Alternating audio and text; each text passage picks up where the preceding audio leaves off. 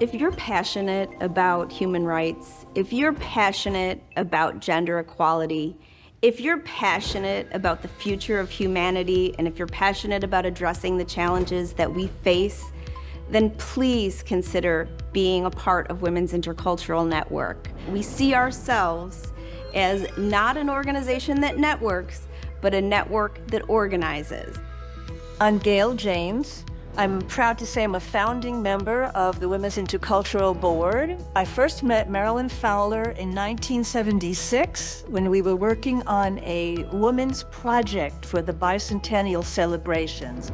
By 1994, Marilyn recognized the need to create an alignment between local needs and global needs. We looked around for an international conference, and Marilyn found one, Women in Development, and she managed to create 12 women who wanted to go to an international conference where WIN, Women's Intercultural Network, was born.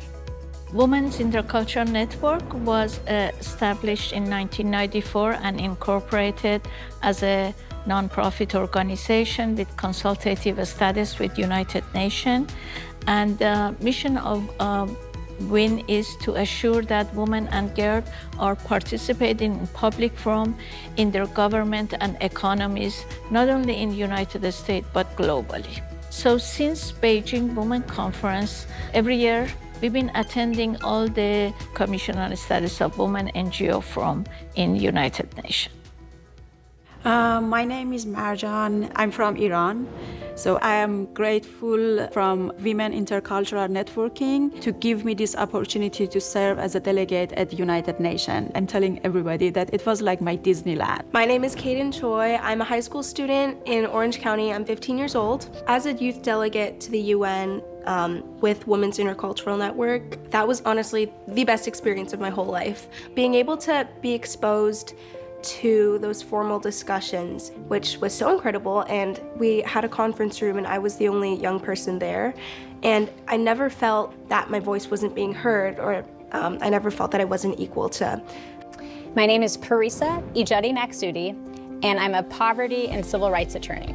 For the last 15 years of practicing poverty and civil rights law, I have come to understand firsthand how poverty and discrimination disproportionately adversely affects women, which is why I'm so dedicated to the work that Cities for CEDAW and WIN do on a day-to-day basis.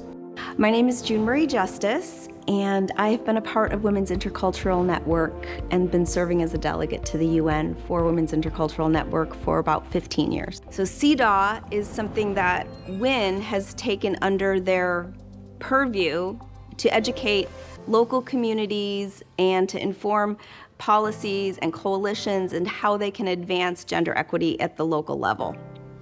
And so what this does is it allows local jurisdictions to administer their programs and services in a manner that allows them to identify, analyze, and eradicate barriers to intersectional gender justice.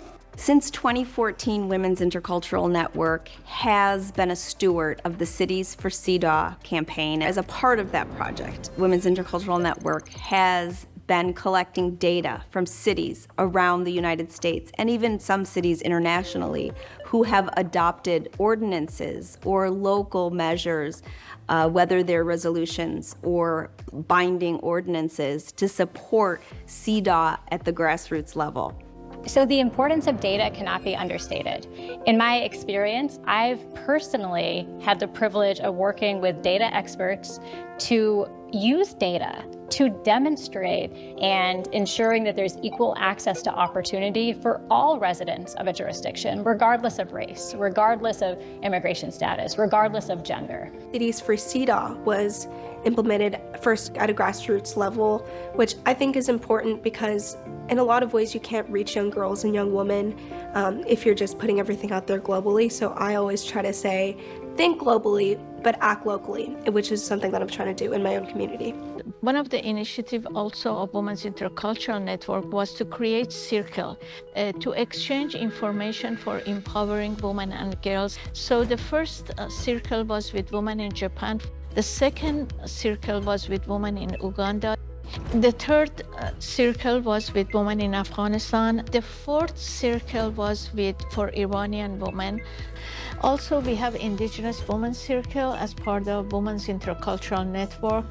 And so WIN became famous for that concept of circles. So our circles are a part of a broader umbrella, and that broader umbrella is WIN. And WIN has reach globally and its context locally. Women's Intercultural Network is a bridge between women across geographies and across issues. If you are interested in advancing and asserting the rights of women and girls, this movement is for you. I highly encourage girls to join Women's Intercultural Network. If you're a women's rights advocate and you're a feminist and you're a leader in an organization that has feminist values and believes truly that all human beings are created equal, we want you on our team. We want you to be a part of Women's Intercultural Network. We encourage you to join Women Intercultural Network. Join us.